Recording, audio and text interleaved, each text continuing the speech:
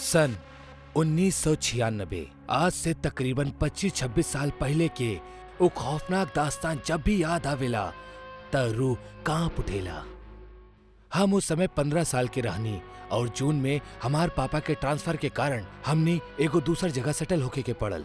ई जगह के खौफनाक सच से हमनी सब अनजान रहनी। एक दिन स्कूल से निकलत ही काला बादल ढाए लगले।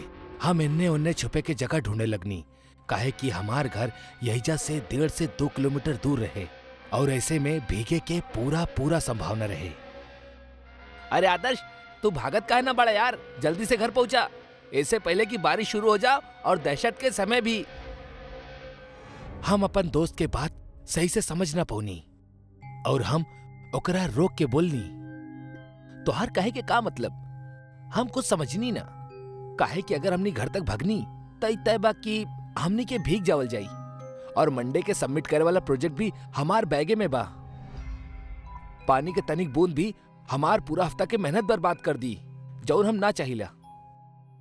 त तू का चाहता रहा? मौत? एबे मौत के बाद कहां से आ गई? देखा आदर्श, अब भाई हमरा लगे तोरा समझावे के समय नहीं खे। अगर तोरा के खड़ा रहे के बाद तो खड़ा रहा, लेकिन याद रखिया चाहे कुछ हो जाओ, पर बारिश तेज होखला के बाद ओकरा बूंद से भी दूर रहिया। अगर बारिश में केहू भी छाता लेके तोरा लगे आवे तब भूल के भी ओके पास मत जइहा, काहे कि वो बहरूपिया तोहरा के खून के बारिश में फंसा के एक भयानक मौत के नींद सुला दे। इतना कहे के बाद नितिन वहीजा से निकल गए, लेकिन उस समय गौर करे वाला बात ई रहे कि अब आस पास के सब लोग भागे के फिराक में रहले। दुकानदार दुकान बंद करके जल्द से जल्द निकल चाहत रहले। उहे वॉचमैन अंकल भी जल्द से जल्द ताला मार के घर जाए के जल्दबाजी में रहले। कुछ ही समय में हमार आस पास के पूरा माहौल सुन्न हो गए और इकलौता सिर्फ हम ही ऊ अनजान और सुनसान माहौल में खड़ा रहनी। कुछ ही देर में बारिश आपन एक भयानक रूप ले लेलस, जेकरा चलत अब हमार जाब्ता और ज्यादा मुश्किल हो गई। स्कूल रहे तो हम फोन ना लेनी और ना ही केहू मदद करे वाला दिखाई देत रहे। 2 घंटा बीत चुकल रहे, लेकिन बारिश अबहीं भी खत्म ना भइल रहे।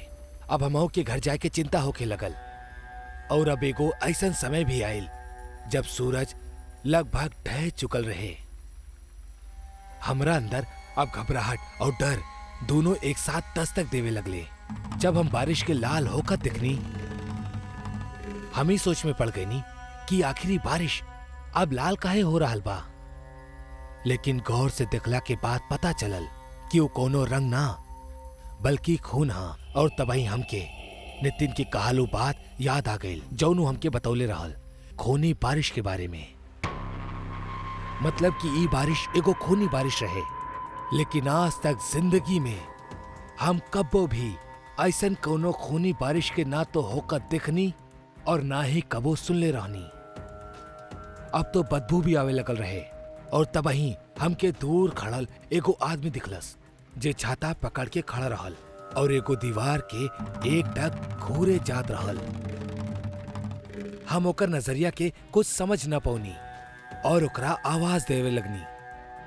हेलो, ओ चच्चा, हेल्प करा प्लीज, हम ही बारिश में फंस गए बानी। हम अनजान के आवाज देवे लगनी।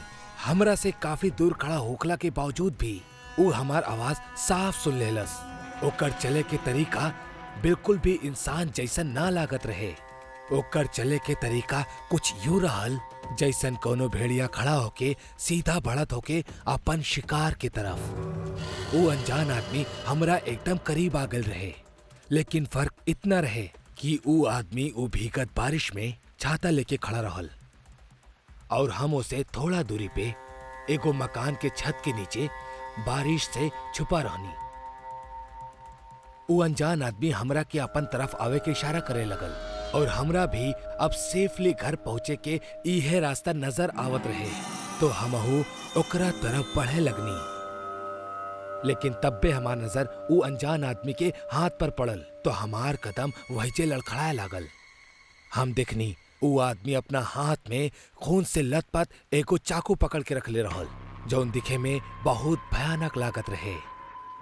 वो चाकू के देख के ऐसा लागत रहे जैसे कुछ ही देर पहले उहे चाकू से केहू के जिस्म के फाड़ा गयल होके। हम बहुत ज्यादा डर गए रहनी और वापस पीछे हट गईनी, पर तबाही हम देखनी की सामने खड़ा उस शख्स के चेहरा बदले लागल और ओकर चेहरा कोनो भेड़िया की तरह होके लागल। नुकीला दांत और पंजा खतरनाक। हिम्मत करके हम वहीजने खड़ा रहनी और तब पे एगो बिजली कड़कल और वो भेड़िया माना वहीजा से गायब हो गई। लेकिन तभी हमके एगो आदमी दिखल जे अभी तक अपना दुकान में ही रहल और शायद हमरा ही तरह वो एक खूनी बारिश में फंस चुकल रहल। हम ओकरा से दूर रहनी, लेकिन हमरा फिर भी सब कुछ दूर से बिल्कुल साफ दिखाई देत रहे। वो आदमी भाई जैसे ही पलटलस कि वो भेड़िया मानव ओकरा पीछे कहीं अचानक से हाजिर हो गए। ई उहे रहे जे कुछ समय पहले हमरा के गुमराह करे के साजिश में रहल। वो भेड़िया मानव के दिखत ही वो आदमी अपन संतुलन खो बैठलस और बिना कुछ सोचे समझे वो छांव से बरसत खूनी बारिश में भीगत भीगत भागे लागल। लेकिन उस समय हमार नजर वो आदमी से हटत हटत वो भेड़िया मानव पर चल गई।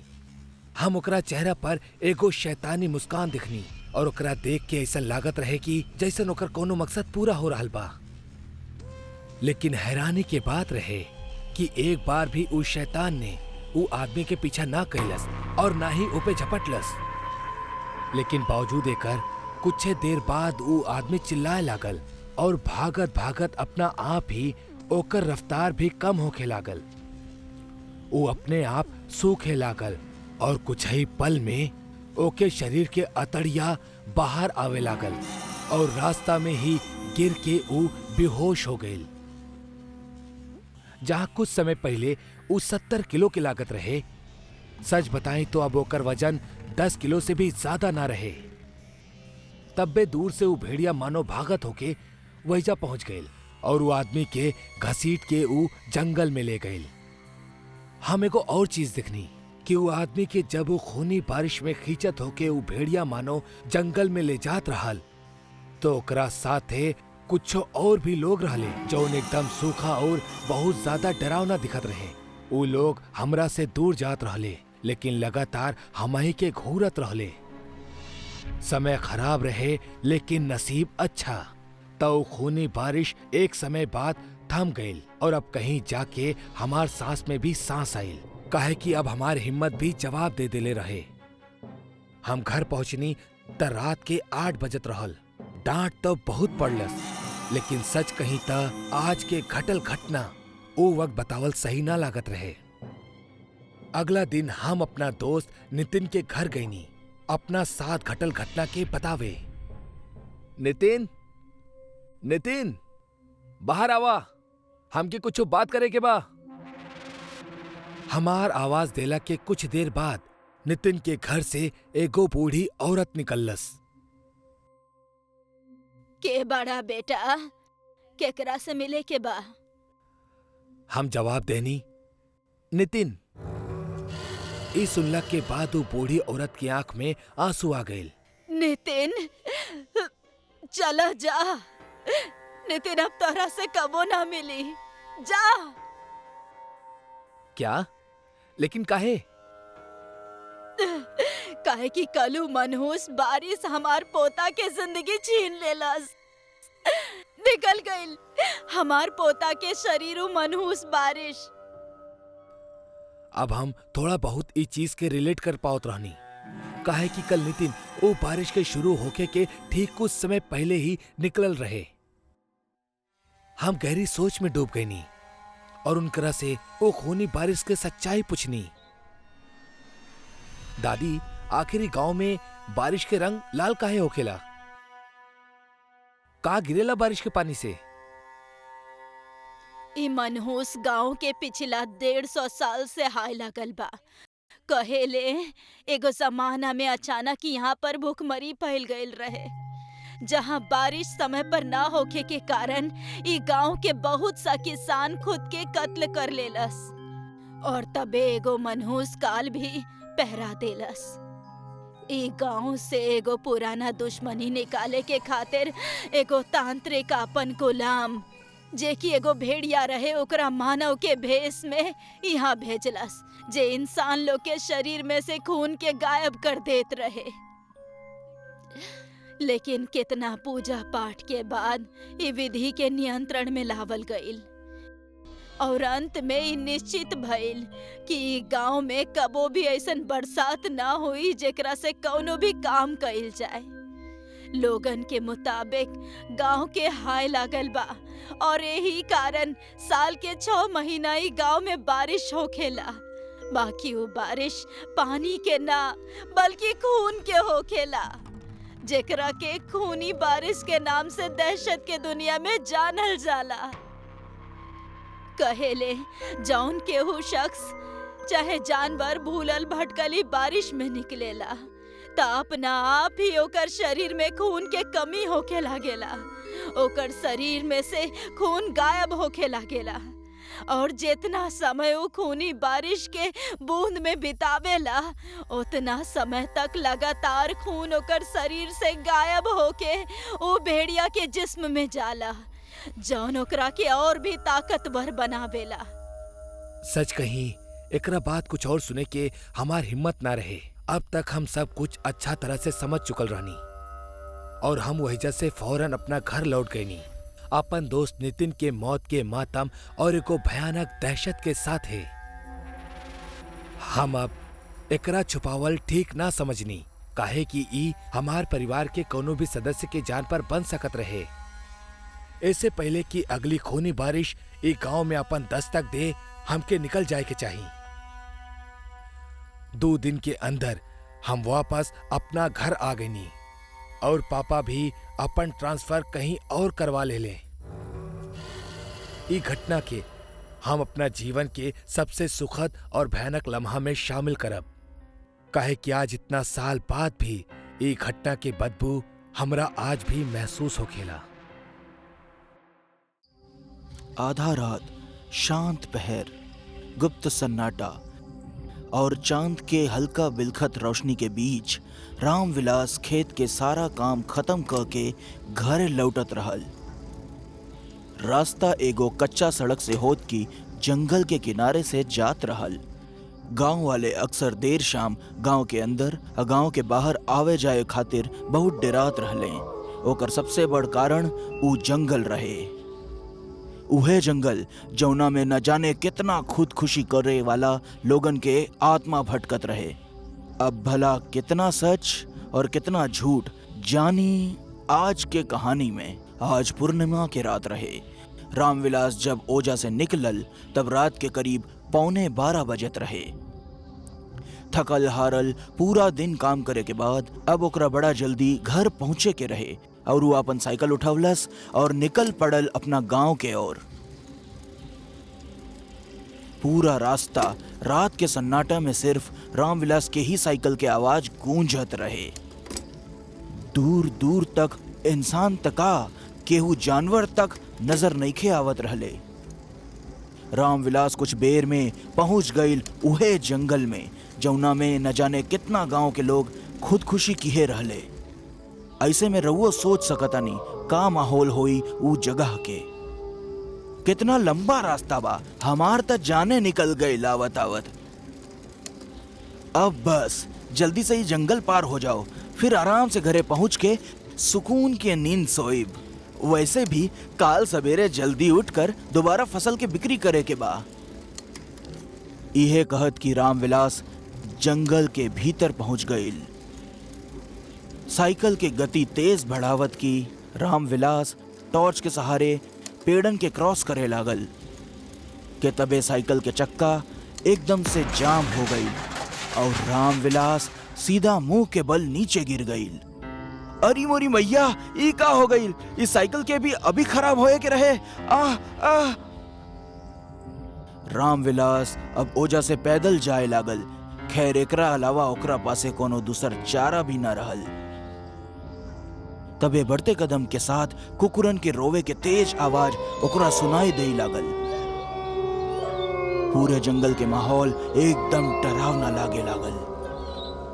तबे अचानक रामविलास की नजर एगो पेड़ के ऊपर पड़ल त ओकर रूह कांप उठल। ऊ देखलस कि एगो आदमी गर्दन में फसरी लगा के डाल से झूलत रहल। ऊ एकरा से ज्यादा कुछ बोल पावत या सोच पावत ओकरा पहले ऊ लटकल लाश गायब हो गई। रामविलास बहुत ज्यादा परेशान हो गई। वो जंगल के लगभग आधा रास्ता तक पहुंच गए रहे। हम सुनले बानी गांव के किसान और जिंदगी से परेशान लोग यही जंगल में आके आत्महत्या कर ले और फिर हमेशा ओकनी के आत्मा वही जंगल में भटकत रहेला और सूरज ढले के बाद जंगल से गुजरे वाला लोगन के मार देले। तबे ओकरा के एक औरत के रोवे के आवाज सुनाई देवे लागल।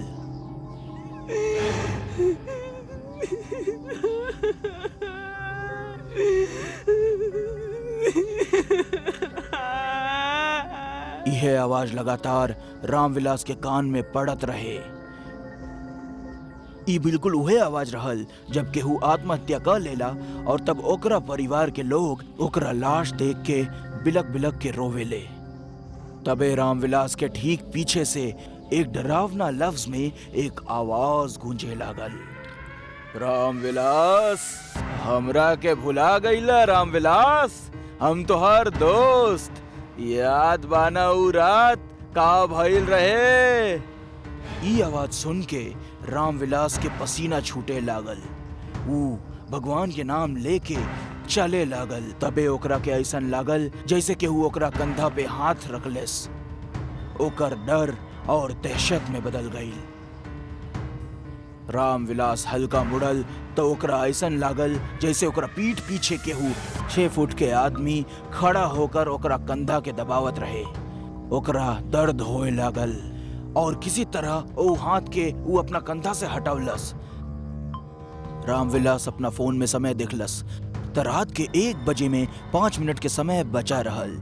दहशत के सबसे तगड़ा पहर इहे होला और अब तक वो बिल्कुल कोनो नदी के बीच धार में फंस चुकल रहे। तबे ओकरा लागल जैसे ठीक ओकरा पीछे पीछे केहू चल रहल बा। पीछे से ओकरा के फिर एक आवाज सुनाई देलस। वो दिन फसल में आग लगा के हम देख लेनी रामविलास। कहाँ भागा ताड़ा? रुक जा रामविलास, रुक जा। पीछे से आवे वाली ये आवाज बार बार रामविलास के डर के बढ़ावत रहल। लेकिन अभी तक कहानी के बस शुरुआत रही। वो आगे बढ़त रहे। तबे ओकरा के खुद से कुछ दूर आगे एगो आदमी खड़ल देखान जेकरा गला में फांसी के फंदा रहल और आंख के नीचे बड़ बड़ काला घेरा रहे। वो आदमी के देखते रुक गइल। बिरजू तू तो पिछले साल खुदकुशी कर लेहल रहले ना? तू अभी जिंदा बाड़े तू अभी? रामविलास अब इतना बोलते रहे कि तबे सामने खड़ल शख्स गोली की रफ्तार में न जाने कैसे बहती हवा में एकदम से गायब हो गई। ओकर बड़ बड़ अखियां और एक भयानक मुस्कान रामविलास के अब भी डरवावत रहली है। काऊ बिरजू रहल? नहीं, शायद हम कोनो सपना देखनी है। थकान के कारण पगला गईल बानी। मरल मनई कभो थोड़ी लौट के आवेला। इतना कह के रामविलास आगे बढ़ल। वो 4 कदम आगे चलले ही रहे कि एक खतरनाक आवाज में केहू पीछे से बोललेस। मरल मनई भी लौटेले जब उनका के बदला लेवे के रहे।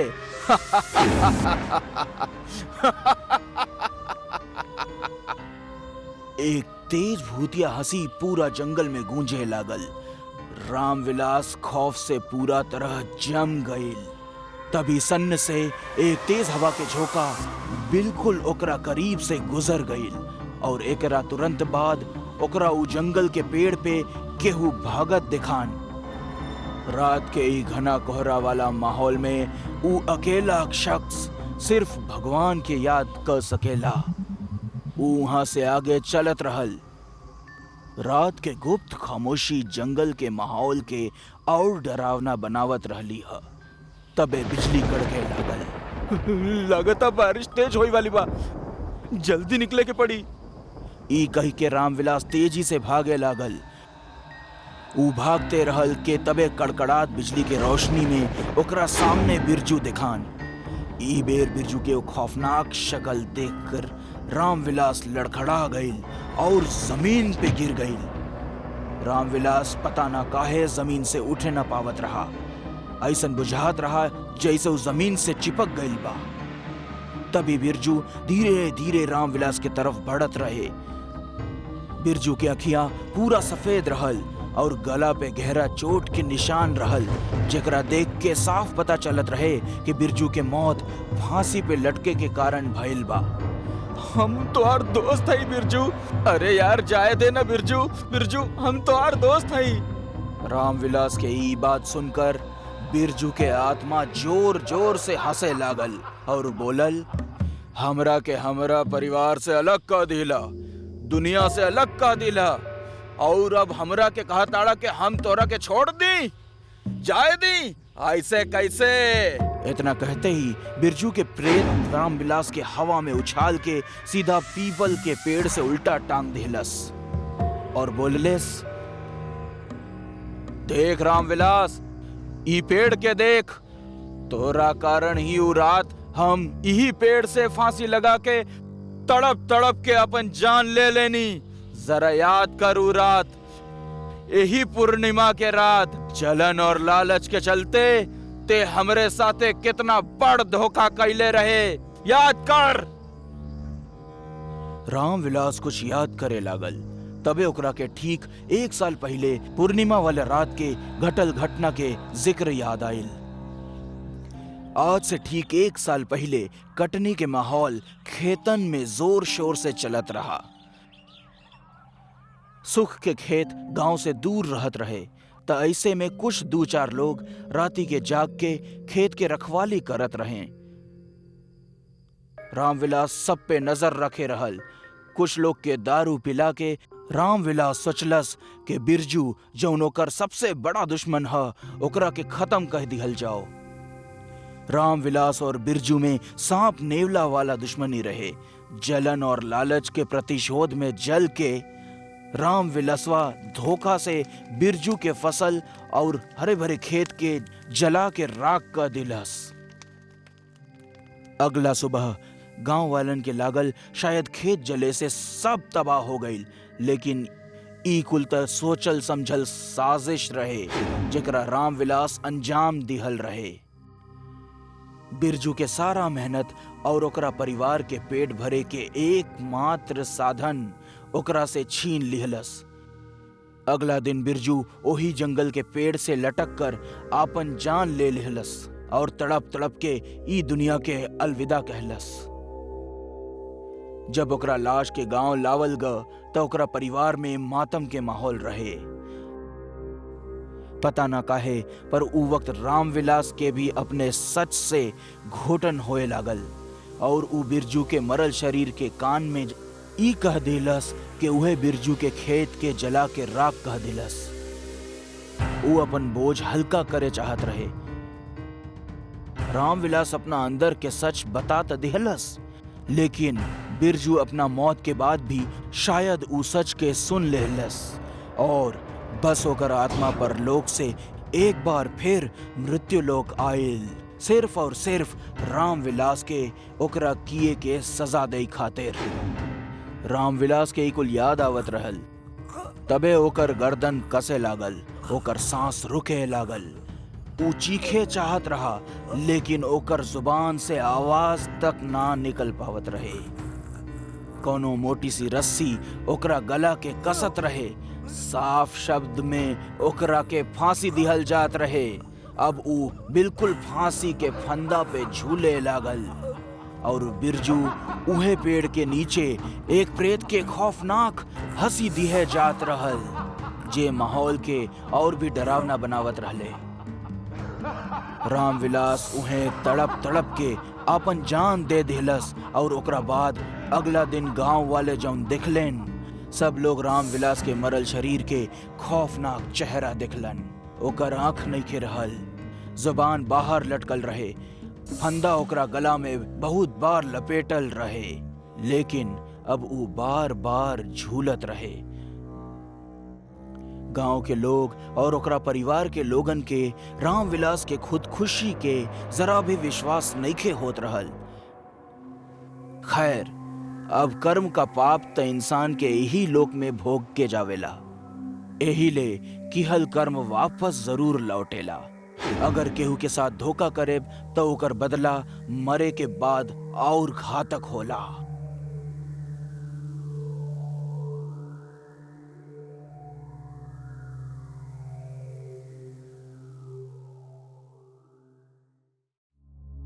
मनी पटियाला शहर में रहे वाला एगो व्यक्ति है।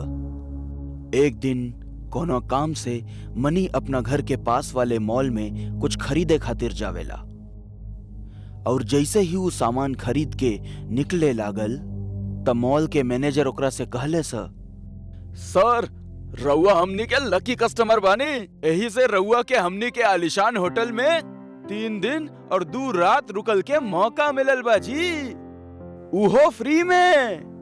रउआ के साथ अपन एक दोस्त लेके जा सकतानी, ओकरा के भी ई सेवा बिल्कुल फ्री में दिहल जाओ। अरे सर, धन्यवाद। सर, रउआ के ई होटल कहाँ बा? अरे सर, हमनी के होटल गोविंदगढ़ में बा। सर, रउआ के आज ही गोविंदगढ़ खातिर निकले के पड़ी, काहे के ई ऑफर शुरू हो चुकल बा। जी सर, हम अबही आधा घंटा में गोविंदगढ़ खातिर निकल जाता नी, ठीक बा? मनी मैनेजर के बात सुन के बहुत खुश हो जाला। मनी अपना साथ चले खातिर अपना बहुत ही अच्छा दोस्त हनी के फोन करेला। और भाई हनी, का हाल बा? हम तो बढ़िया बानी। भाई तू सुनावा, तू हमरा के आज कैसे याद किया? हमरा ना एक गोविंदगढ़ के आलिशान होटल में 3 दिन और 2 रात रुके खातिर मौका मिलल बा, और उहो फ्री में। और हम अपना साथे अपन कोई भी एक दोस्त लेके जा सकतानी। का तू चलबा हमरा संगे? अरे भाई, नेकी और पूछ कब निकले के बा बोला? बस भाई, तू पैकिंग कर ले, आधा 1 घंटा में निकलतानी। हाँ बस, हम जल्दी से पैकिंग करके तोरा घरे आवतानी। जल्दी आ जा भाई, आज तो अपन मजा बा। हनी अपन पैकिंग करके मनी के घर पहुंच जाला। मनी के घरे पहुंचते ही ऊ दोनों एक गाड़ी में बैठकर गोविंदगढ़ खातिर निकल पड़ले। जब दोनों गोविंदगढ़ के आधा रास्ता तक पहुंच जाले तो अचानक बारिश शुरू हो जाला। अरे भाई, ये अचानक बिन मौसम बरसात कैसे शुरू हो गई? अबे कुछ देर पहले तो मौसम अच्छा खासा साफ रहल। पता नहीं भाई, आज मौसम के का हो गईल बा। पर तू चिंता काहे कर रहा था? तोहार भाई बा ना तोरा संगे। देख तोरा के कैसे हम चुटकियों में गोविंदगढ़ पहुंचा बतानी। अरे भाई, जब तू हमरा साथे बाड़ा त काहे के चिंता। थोड़ा सा आगे जाते ही दोनों सहूली नाम के गांव में आ जावेले और वहां पहुंचत ही उनकर गाड़ी अचानक बंद हो जाली। अरे भाई, अभी गाड़ी के का हो गईल? पता नहीं भाई, आज हमरे साथ का होखा था।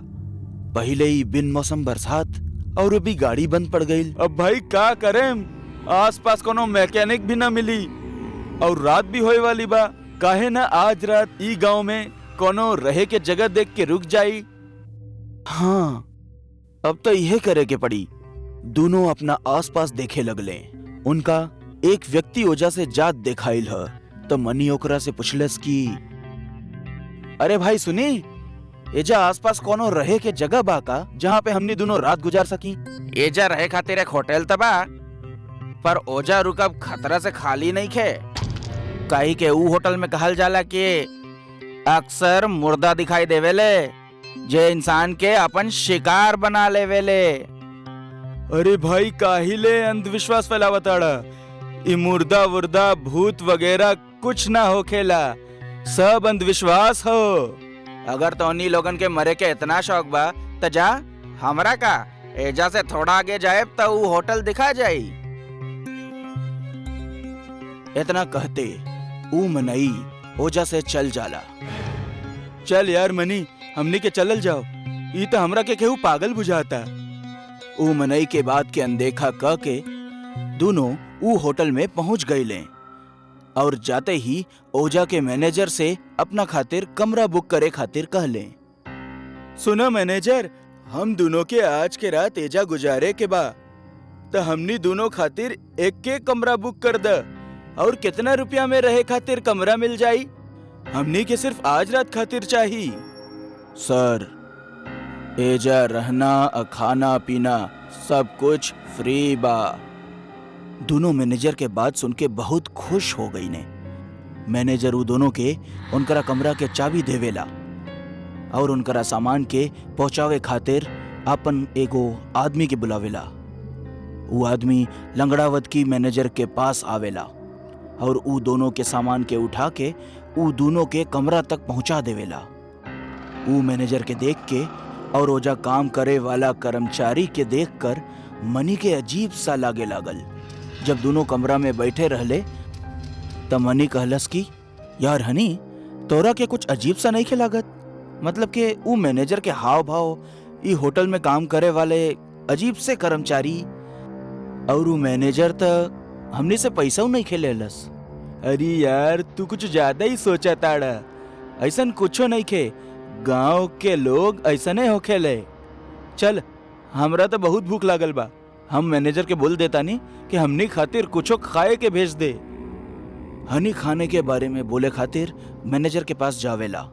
सुना मैनेजर, हमनी के भूख लागल बा, जल्दी से हमनी के खाए खातिर कुछ बढ़िया सा पकवान भेज द। जी मालिक, हम रउआ खातिर आज ऐसन चीज भेजब जौन रउआ कभो ना खाइले होखे। हाँ, जल्दी से भेज द, हमनी के बहुत भूख लागल बा। जी, भूख तो हमनियों के बहुत लागल बा। रउआ खाइब तबे तो हम खा पाएब। का मतलब? मालिक, थोड़ा देर में रउआ सब समझ जाइब। रउआ राउर कमरा में रुकी, हम रउआ खातिर खाना भेजतानी। हनी अपना कमरा में चल जावेला। थोड़ा देर बाद होटल के वेटर और उ दोनों खातिर खाए खातिर एगो डिश लावेला। उ डिश एगो बर्तन से ढाकल रहे। एमे कहा, एमे रउआ दोनों खातिर खाना बा। रउआ एकरा देखब तो हमेशा खातिर याद रखब। इतना कह के उ वेटर ओजा से चल जाला। जब मनी डिश के देखे खातिर बर्तन के ओजा से हटावेला तो ओमे एगो लड़की के कटल गर्दन पड़ी रहे। ई देख के दोनों बहुत डरा जाले। ई कहा, हमरा के तो शुरुआत से ही होटल में बहुत अजीब सा लागत रहल है। ते ही हमरा बात पे विश्वास नहीं करत रहले है। हाँ भाई, हमरे मती मरल रहली है जौन हम तोहरा बात पे यकीन ना कैनी। अब का करे के काबा, भागा एजा से, अपन जान बचावा। दोनों अपन सामान वही कमरा में छोड़ के भागे लगलन और भागते हुए होटल के हॉल में पहुंच गईलन और देखा ताड़न कि हर तरफ लाश ही लाश पड़ल बा। अरे भाई, कहाँ मुफ्त के चक्कर में फंस गई नी। अरे बात करब छोड़ा और भाग एजा से, वरना ही लाश लेखा हमने दोनों भी लाश बन जाए। दोनों होटल के दरवाजा की ओर भागे की कोशिश करत रहले ह, लेकिन होटल के मैनेजर हाथ में कुल्हाड़ी लेके ओजा ही खड़ल रहे। मैनेजर अब पूरी तरह से एक चलत फिरत मुर्दा बन गईल रहे। मैनेजर, तोरा ही का हो गईल? तोरा ही हालत कैसे हो गईल? हनी, लागत आई मर चुकल बा और मरे के बाद ज़ॉम्बी बन गईल बा। अब एकरा हमने के आवाज ना सुनाई दी। हमनी के एजा से कौना भी हालत में निकले के पड़ी, ना तई हमनी के अपना लेखा बनाई ली है। जैसे ही दोनों ओजा से भागे के कोशिश करलन, ओजा से कुछ और मुर्दा आ गईलन और वो हनी और मनी दोनों के चारों ओर से घेर लेलन और मौका पाके मैनेजर हनी पे कुल्हाड़ी से हमला कर देहलस। हनी, अरे मैनेजर, तू ही का कइले? तू हमरा दोस्त पे हमला काहे कइले? आखिर का बिगड़ले बानी हम लोग तोहार? मनी हमार दोस्त, हमरा के बचा ला ई मुर्दन से। ना तो ये हमरा के जान से मार दिए। जैसे ही मनी हनी के बचावे खातिर आगे बढ़ेला, वैसे ही मैनेजर ओकरा ऊपर भी कुल्हाड़ी से हमला कर देला और देखते ही देखते मनी उहे मर जाला। फिर मैनेजर दोबारा हनी पे कुल्हाड़ी से हमला करके ओकरा के भी मार देला। फिर अगला सुबह होटल के दरवाजा पर दस्तक होला। कुछ मुसाफिर उ होटल में रुके खाते रहिलन। जैसे ही होटल के दरवाजा खुलेला, उहे मैनेजर जे ज़ॉम्बी बन चुकल रहल ऊ एकदम ठीक हो जाला और ऊ मुसाफरन के स्वागत करेला। नमस्ते सर, स्वागत बा रउआ के ई आलिशान होटल में। हम रउआ ऐसन सर्विस दे हम जैसन आज तक रउआ के केहू नइखे देले होई। जैसे ही मुसाफिर अंदर गइलन तो वहां पर सब कुछ ठीक हो जाला। ना ही कोनो लाश रहले हा और ना ही खून के एक बूंद ओजा रहले हा। और हनी और मनी जिनका मुर्दा लोग मिलके मार देले रहलन ऊ भी एकदम ठीक हो गइलन और उही होटल में कर्मचारी बन के साफ सफाई करत रहले हाँ। सोहन, रश्मि, अमित और सिमरन एक के साथे कॉलेज में पढ़त रहले। चारों में बहुत गहरी दोस्ती रहल और चारों हमेशा साथ ही रहेले। पूरा कॉलेज में चारों के दोस्ती के बारे में चर्चा होखेला। कुछ दिना में एनुअल फंक्शन आवे वाला बा, ई बेर त धमाल मचा दिहल जाओ। याद बा पिछला बेर हमनी के कितना मस्ती कईनी। फेस्ट के तैयारी कइल, दोस्तन के साथ कॉलेज घूमल और ढेर सारा फोटो खींचल। एनुअल फेस्ट हमेशा ढेर सारा याद लेके आवेला। चारों जोर शोर से अपना एनुअल फेस्ट के तैयारी में लग गईले। लेकिन ई बेर कॉलेज फेस्ट इनका कॉलेज में ना होके दूसरा कॉलेज में होवे वाला बा, जेकरा खातिर सबके कॉलेज के तरफ से दूसरा शहर में ले जावल जाला। वाह, कितना सुंदर कॉलेज बा। हम आज तक इतना बड़ा कॉलेज कबो ना देखनी हा। कितना मजा आई। हाँ सही कहा ताड़ू, एजा सब प्रतियोगिता में अपन कॉलेज ही जीती। चारों वही कॉलेज में रुक जाले और अपना अपना परफॉर्मेंस के तैयारी करे लगले। चारों मिलके एक ड्रामा परफॉर्म करे वाला रहे, जेकरा खातिर अगला दिन ओकनी के प्रैक्टिस खातिर जावे के रहल। अरे यार, इतना बड़ कॉलेज हा, हमरा समझ में ना आ रहल एमे ड्रामा रूम कवन होखी। चला केहू से जाके पूछ लेतानी। ई अमित और सोहन कहाँ रह गए? तू चिंता मत करा, वो भी आ जाई हैं। सिमरन और रश्मि ड्रामा रूम खोजे खातिर जाले, लेकिन उनका के आसपास कहीं भी ड्रामा रूम ना मिलल। तबे जाके दोनों एक कमरा के पास रुक जाले। ऊ कमरा के ऊपर ड्रामा रूम लिखल रहे, लेकिन ऊ रूम में ताला लगल रहे। ड्रामा रूम तो ये है बा, बाकी यहाँ ताला काहे लागल बा? का पता। अरे ये कमरा के हालत देख के लगता माना ही बहुते सालन से बंद पड़ल होखी। सिमरन और रश्मि खिड़की पे लगल शीशा से कमरा के अंदर झांके लगले। अंदर बहुत सारा मैनिक्विन पड़ल रहे और ड्रामा खातिर कॉस्ट्यूम भी रहल, लेकिन वो रूम के हालत देख के बुझात रहा जैसे कई सालों से बंद रहल। तबे कमरे के अंदर से एक मैनिक्विन खिड़की के ऊपर आके गिर जाला। रश्मि और सिमरन देख के डरा गईली। ई कमरा तो बंद बा, बाकी मैनिक्विन अपने आप कैसे गिर गई? हम तो पूरा तरह डर गए। तबे ओजा एगो आदमी आ जाला और रश्मि सिमरन के डांटे लागल। तू लोग एजा का कर रहल बाड़ा? तू लोग के देखात नहीं के ई ड्रामा रूम कितना समय से बंद बाटे। अब एजा कोनो ड्रामा प्रैक्टिस ना होला। हमरा ना पता रहे, हमनी कॉलेज में नया आयल बानी। का आप हमनी के ड्रामा रूम के पता बता सकेनी? फर्स्ट फ्लोर, चौथा कमरा।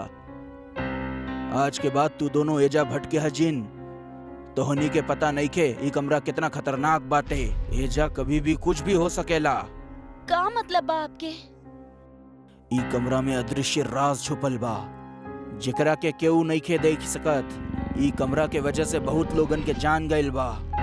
अगर तोहनी दोनों के अपन जान प्यारा होखे त तू दोनों एजा दोबारा आए के हिम्मत जन करिहा। रश्मि और सिमरन ओजा से डर के भाग जाली और ड्रामा रूम में आके अमित और सोहन के सारा बात बतावे लगली। लेकिन उ दोनों ई बात के मजाक समझ के उनकरा मजाक उड़ावे लगले। तोहनी दोनों भी ना केहू के भी बात सुन के डरा जालू। उ कोनो स्टूडेंट होके जौन तोहनी के डरावे खातिर ई कुल बोलता। हाँ, शायद तोहार बात सच होगी। अमित और सोहन उ ड्रामा रूम में जावे के प्लान बनावे लगले। रश्मि और सिमरन मना करे लगली, लेकिन एकरा बावजूद उ दोनों केहू के ना सुनलेन और बिना केहू के बताए रात में उ ड्रामा रूम के पास पहुंच गई ने। लेकिन ओजा कोई ताला नईखे लागल रहे। दोनों अंदर जाके देखले त अंदर बहुत सारा नाटक के कपड़ा जेवर मौजूद रहे।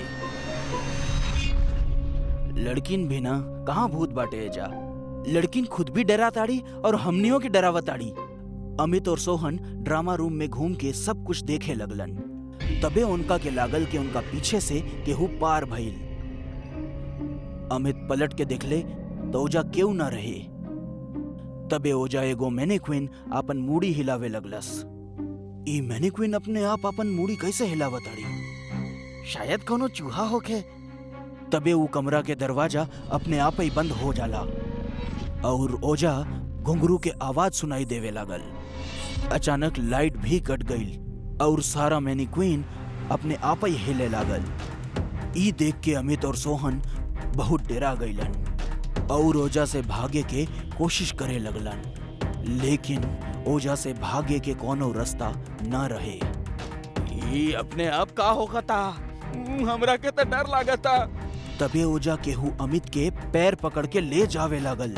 अमित डरा जाला और वो अपने आप के रोके के कोशिश करे लगल, लेकिन एगो अदृश्य शक्ति अमित के अपना तरफ खींचे लगली। अचानक एगो मैनीक्विन चल के ओजा आ गईले और अमित के पैर पकड़ के उल्टा लटका देहलस। ये का होता? हम अपने आप हवा में उल्टा कैसे लटक गई नहीं? अचानक अमित के हाथ पैर केहू मरोड़ के तोड़ देहलस। अमित दर्द के मारे चीखत जमीन पे गिर गईल और उतड़ पे लागल। ऐसन बुझाता माना जैसे कोनो अदृश्य शक्ति ओकरा ऊपर अपन कब्जा कैले ले बा और तड़पत तड़पत अमित के मौत हो जाला। अमित, अगर ये त्योहार कोनो मजाक है तो हमरा के बहुत डर लागता अमित। तबे अमित के पीछे एगो खूंखार राक्षस लेखा दिखाए वाला मैनीक्विन खड़ा हो जाला। ओकर अखियां चमके लागल और गर्दन पे हाथ डाल के ओकर गला दबावे लगलस। सोहन अमित के छुड़ावे के कोशिश करे लागल, लेकिन वो नाकाम हो जाला। सोहन दर्द के मारे चीखे लागल। क्या हुआ तू? छोड़ दा हमरा के। अमित, अमित कहाँ बड़ा तू? ऊ मैनीक्विन सोहम के गर्दन पकड़ के मरोड़ देहलस। सोहन के आंख बाहर आ गई और ओकरा मुंहे से खून बाहर आवे लागल और ओकर मौत हो जाला। अगला दिन रश्मि और सिमरन सोहन और अमित के परफॉर्मेंस खातिर इंतजार करत रहली। कहीं रात के दोनों ड्रामा रूम में तो ना चल गए। हमनी के वहाँ जाए के देखे के पड़ी। रश्मि और सिमरन ड्रामा रूम के पासे गईली, लेकिन ओजा ताला लागल रहे। दोनों खिड़की के अंदर झकलीन, लेकिन उनकरा के कुछो दिखान नहीं खे। अब हमनी परफॉर्म कैसे करब? ऐसे तो हमनी के कॉलेज हार जाई। हाँ, सही कहलू तू। ये दोनों के कुछ अता पता नहीं खे। रश्मि और सिमरन अमित और सोहन के ढूंढे के बहुत कोशिश कैली, लेकिन वो दोनों नईखे मिलन। अब रात हो गई। तबे सिमरन के अमित के आवाज सुनाई देवे लागल। सुन लू तू? अमित के आवाज आ रहल बा। ऊ हमनी के बुला रहल बा। हमरा कोनो आवाज ना सुनाई देलस। सिमरन ऊ आवाज के पीछे जावे लगली। रश्मि भी सिमरन के साथ साथ जाए लगली। ऊ दोनों उहे ड्रामा रूम के पासे पहुंच गईली। एबे ड्रामा रूम के ताला खुलल रहे और दोनों ड्रामा रूम के अंदर घुस गईनी। अमित, कहाँ बड़ा तू? हमनी के आवाज दा। आवाज इहे से आवत रहे, बाकी यहाँ तक केहू नहीं खे। तबे ऊ ड्रामा रूम के दरवाजा बंद हो गई। रश्मि और सिमरन डरा गईली। तबे ओजा सारा मैनीक्विन हिले लगली और हंसे लगली। ई का हो रहल बा सिमरन? ई कोनो अदृश्य शक्ति लागता। दोनों ओजा से भागे के कोशिश करत रहनी हा, लेकिन भागे के कोनो रास्ता नहीं खे। तबे एगो खतरनाक मैनीक्विन रश्मि के पास आके ओकर सर दीवार पे पटक देहलस। दीवार पर सर लगते पूरे तरह से चकनाचूर हो गई और रश्मि के मौत हो जाला। रश्मि के शरीर नीचे जमीन पर गिर जाला और ओकर सर दीवार पे चिपका रहल। के बाड़ू तू और सभी के इतना बेरहमी से काहे मार रहल बाड़ू? तबे केहू रश्मि के पैर पकड़ के खींच के ले जावे लागल और एगो बड़ा सा बक्सा में ओकरा के डाल के बंद कर देलस। सिमरन बाहर निकले खातिर चिल्लावे लगली, लेकिन केहू के भी ओकर आवाज बाहर तक नहीं के सुनाई देलस। उ बक्सा में बंद सिमरन के मौत हो जाला। 16 जुलाई 2012 कसड़ी घाट। 4 दोस्त अनिकेत, साहिल, राजीव और अमित एक रात मुंबई वापस लौटत रहले ह। उ सब हॉलीडेज एंजॉय करे के बाद वापस अपने होम टाउन लौटत रहले ह। अरे यार, कभी रास्ता खत्म होई। 2 घंटा से यही रास्ता पे भटकतानी। बैठे बैठे कमर में मोच आ गइल बा। हाँ यार साहिल, तोरा के ई रास्ता के बारे में कुछ पता बा का? कि ऐसे ही गाड़ी घुमावताड़ा? पता ना यार, यूजुअली दिन में तो ये रास्ता जल्दी कट जाला। पता ना ई बेर ऐसन का हो खता। अच्छा, ई का बहाना है? तोरा कहे के मतलब बा कि राती के ई रास्ता अपने आप लंबा हो गई है? नहीं, हमार कहे के मतलब ई ना है। हम रात में अब तक ई रास्ता से सफर नहीं खे कहीं नहीं। दिन में 2 से 3 बार एजा से गुजरल बानी। रात के एक्सपीरियंस तो हमहुक नहीं खे। अच्छा, तब बिना एक्सपीरियंस के ही ते रात के 12 बजे ई रास्ता के चुन ले बाड़े। वो अभे आपस में बात करत रहले कि तबे उनका पीछे से कोनो ट्रक के तेज हॉर्न सुनाई दिहल। वो ट्रक लगातार उनका गाड़ी के ओवरटेक करे की कोशिश करत रहली हा। कैसन ड्राइवर बा? पी के गाड़ी चलावताड़े का? इतना में तो वो ट्रक इनका गाड़ी के एक तेज टक्कर दिलस और लगातार हॉर्न बजावत रहा। साहिल, साइड दे ओकरा के। लागत आई हमनी के मारे के इरादा से आइल बा। साहिल ओकरा साइड दे देवेला और वो गाड़ी सीधा आगे निकल गई। तू लोग वो गाड़ी के देखला? ऐसा लगता जैसे खंडर से निकाली होके। ऐसा लगता 200 साल पुराना ट्रक रहल। वो लोग ई इंसिडेंट से घबरा गए रहले। तकरीबन 10 मिनट बाद गाड़ी एक पुराना कब्रिस्तान से गुजरत रहल। वो हाईवे पे एगो कब्रिस्तान भी रहल हा। गाड़ी जैसे ही वो कब्रिस्तान के नजदीक से गुजरल, उनका कबर के पास उहे पुराना ट्रक देखान जौन थोड़ा देर पहले उनकरा जान के दुश्मन बन गई रहे। साहिल, गाड़ी रोक, वो देख। अरे, ये तो उहे ट्रक बा जौन हमनी के परेशान करत रहली। तो दोस्तों, का इरादा बा? हमरा लगता हमनी के एक बार जाके देखे के पड़ी कि असल में माजरा का बा। तू पगला गेल बड़ेगा? आधी रात में कब्रिस्तान में जाए के बात करत आड़े? अरे मरे के बा का?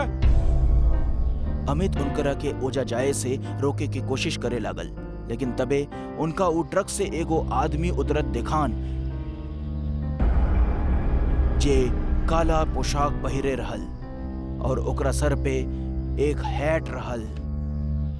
वो लगभग 7 फीट लंबा और हट्टा कट्टा रहल। ये देखकर न जाने काहे सबके उत्सुकता और बढ़ गई और अमित के अलावा सभी उ आदमी के बारे में पता लगावे खातिर उत्सुक हो गईलन। अमित के भी मजबूरन उनकरा संगे जाए के पड़ल। भला उ अकेला रह के का ही करत हो जा। टॉर्च के रोशनी में चारों जब उ ट्रक के नजदीक एक दीवार के पास पहुंचलन तो उनकर दिल बैठ गई। उ लोग जौन देखलन ओकरा के देखे के बाद उ लोग के रोंगटा खड़ा हो गई। उ लोग देखलन कि एक ट्रक ड्राइवर यानी उहे नकाब पोश आदमी उह में कबर खोद कर लाश के निकलस और ओकरा बेरहमी से खाए जात रहल। वो जिस्म के हर एक अंग के निकाल निकाल के बड़ा गंदा तरह से खाए जात रहल। भाई, ये कौन राक्षस है? निकला जल्दी एजा से। हड़बड़ाहट में उ सभे एक साथ भगलन, लेकिन अमित इतना डरा गईल कि वो हिल भी नहीं खे पाइल। कदम के आहट सुनकर उ शैतान के पता चल गईल कि केहू ओकरा ऊपर नजर रख ले बा। एही खातिर उ सीधा पीछे पलटा और पलटते ही ओकरा ओजा 3 लड़के भागत और एक अकेला अमित खड़ल दिखान। उ शैतान अमित के पास पहुंचल और उ शैतान सीधा अमित के गला पे वार कैलस और 21 वार में अमित के दर्दनाक चीख निकलल और एकरा साथ ही अमित के कहानी उहें खत्म हो गई। लेकिन एकरा बाद के नजारा एकरा से भी भयानक होए वाला रहल। भागा सब जल्दी गाड़ी की तरफ, रुके हम मत। सबे गाड़ी के तरफ भागे लगले और फाइनली गाड़ी के पास पहुंच गईलन और गाड़ी में बैठ गईलन। ऊ शैतान अबले उनकरा पीछे नहीं खे भागल रहे, बल्कि दूर से खड़ल उनकरा के घूरत रहल। साहिल का करत आड़े, जल्दी स्टार्ट कर। अब गड़िया स्टार्ट ही नहीं खे होता, हम का करी? कोशिश तो करते बानी। साहिल गाड़ी के स्टार्ट करे के पूरा कोशिश करत रहले है, लेकिन ओकर कार स्टार्ट ही नहीं खे होत रहल। तबे उनकरा देखात रहल कि ऊ दूर खड़ल शैतान अमित के जिस्म के खाए के बाद धीरे धीरे उनकरा तरफ बढ़त रहे। वो अब तेज हो चुकल रहे और वो गाड़ी के लगभग करीब पहुंच गए रहे।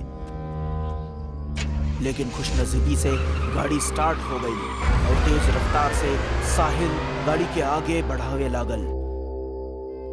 ऊ शैतान ई तीनों के पीछे पड़ गई रहे और तबे ऊ हवा में उड़ल और सीधा गाड़ी पे कूद गई और अनिकेत खिड़की से बाहर अपन मूड़ी निकललेस ई कंफर्म करे खातिर कि ई उहे शैतान बा के ना। तबे ऊ शैतान अनिकेत के सर के अपना भारी तलवार से काट के अलग कर दिहलस और ओकर अधकटा शरीर गाड़ी में ही फड़फड़ावे लागल। ये देखकर गाड़ी में मौजूद साहिल और राजीव दोनों डरा गईलेन और चलता गाड़ी से कूद गईलेन। वो दोनों घास के मैदान में गिरलेन, ऐसे उनका कम चोट आइल। वो दोनों चुपचाप सांस दबाए लेटल रहले, लेकिन उनकरा डर के ऊ शैतान महसूस कर लेलस और फिर ओकरा राजीव एक कोना में दिखा गईल। शैतान लंबा नाखून और अपना धारदार तलवार से राजीव पर वार कैलस, जैसे ओकर दर्दनाक चीख निकल आइल और ओकर कहानी भी उहें खत्म हो गई। ओकर भी सर धड़ से जमीन पे आ गिरल। वो शैतान साहिल के ना देख ले रहले और साहिल भी राजीव के मौत के वक्त ओजा से भाग गईल रहे। यही वजह से साहिल बच गईल रहे। 16 दिसंबर 2012 के रात कसेड़ी घाट हाईवे पे जौन हादसा उनकरा संगे घटल, उसे हमनी सबके ई सीख लेवे के चाहिए कि अंधेरी रात में भूतहा रास्ता से गुजरे के अंजाम कितना खतरनाक हो सकेला। कहल जाला कि वो भूतहा सड़क के कहानी में एक शैतान है जो हर रात 12 से 3 के बीच अपना पुराना खतरनाक ट्रक से अपन शिकार के पीछा करेला और ओकरा मार कर कब्रिस्तान में दफन कर देवेला और अगला रात ओके उहे कब्र से निकाल के ओकरा जिस्म के टुकड़ा के खावत रहले, जैसे ऊ अमर रह सके।